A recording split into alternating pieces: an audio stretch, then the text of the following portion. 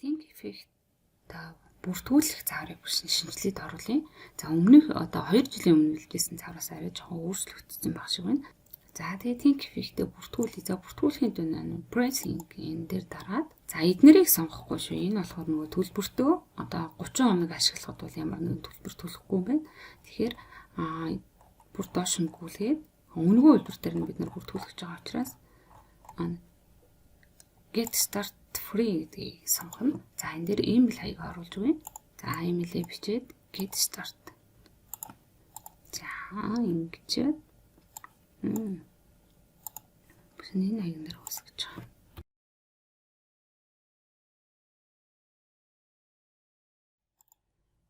За эднэрээ ингээд бүснээ хатараа би робот биш гэдгийг чи хэлж байна. Эндээс гарч ирж байгаа сонгуурын сонгож.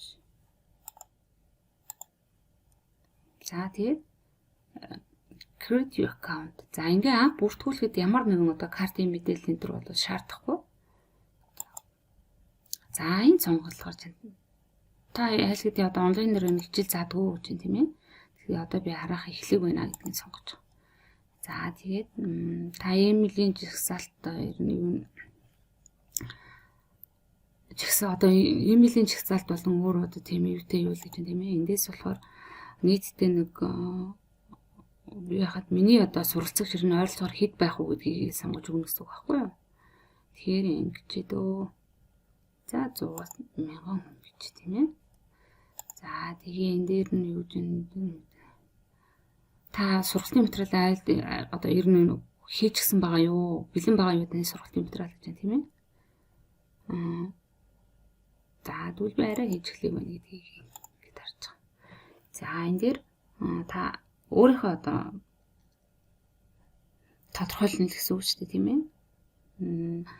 Коуч юм уу эсвэл одоо блог бичих юм уу одоо нэвтрүүлэг хөтэлдэг юм уу эсвэл за social influencer нөлөөлөгч гэдгийг сонгож. За энэ дотор юу юм бэ гэхээр software технологи гэдгийг сонгож дөө. За эндээс танай байгууллагад одоо хэдэн хүн ажилладаг вэ гэж байна тийм ээ.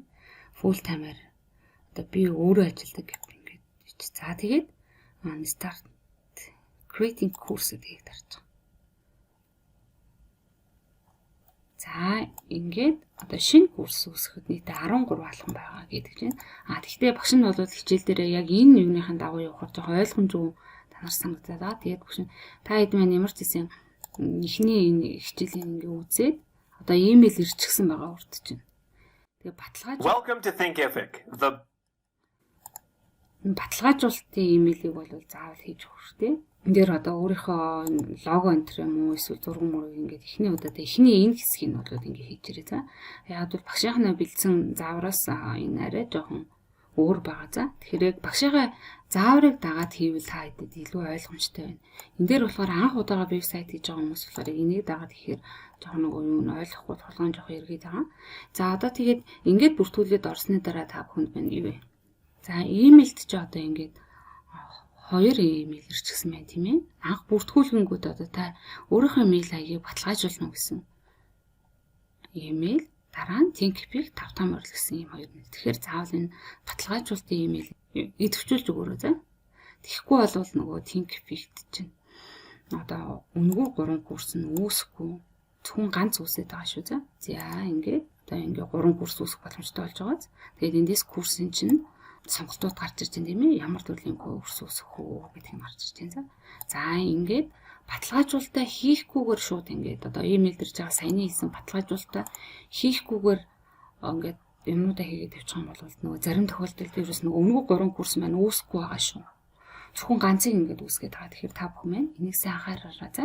Тэгээд багшаа зааврын дагуу хийе.